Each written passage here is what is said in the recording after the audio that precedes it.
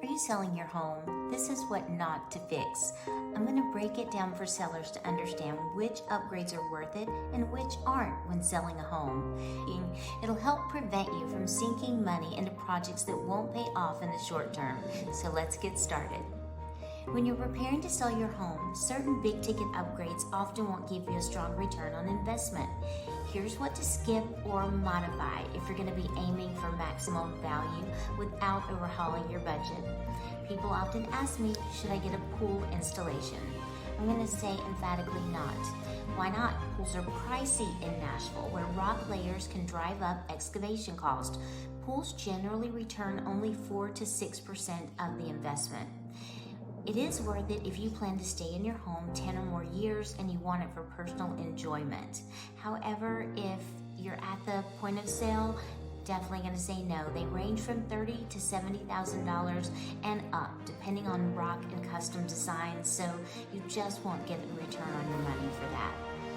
Another thing people ask about is a full kitchen remodel, and again, I'm going to say no, and I'm talking about down to the studs, moving things remodel. Those kind of remodels can exceed $60,000 and may only return 50% of the investment. So instead, opt for a facelift. Paint cabinets, update hardware, add fresh lighting, and replace faucets.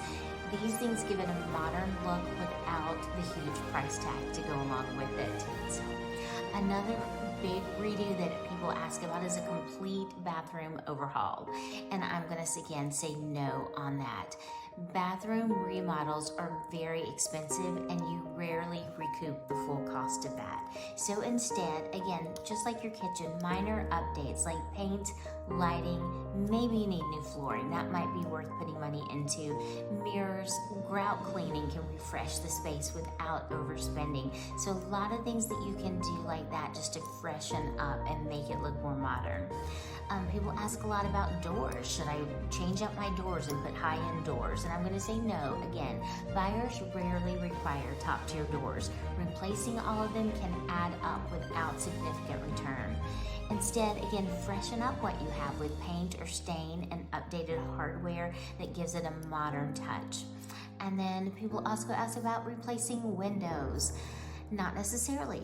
Window replacements aren't a make or break factor for most buyers. You do want to make sure that they're in good working condition and fix any visible problems with them. But generally, people aren't going to choose one house over another because of the windows.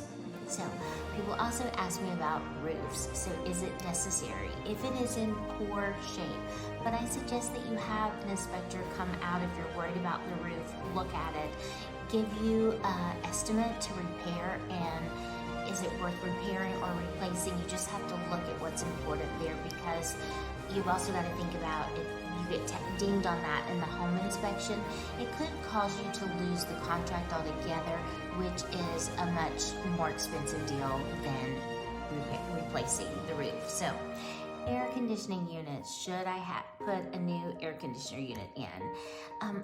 Definitely suggest you have it inspected by a professional and replace it only if it's beyond repairs. Buyers expect a functional AC. It's hot and humid here in the summer where we live. So again, it just needs to be in good working order. So some things that you can do that make a big difference: natural paint, a fresh coat in neutral colors throughout the whole house makes it move-in ready. Clean windows, a simple but huge improvement in overall presentation. Get rid of popcorn ceilings. If you have them, remove them if possible. Outdated wallpaper that's yellowing, remove any old discolored wallpaper for a modern look, and you can replace it or paint.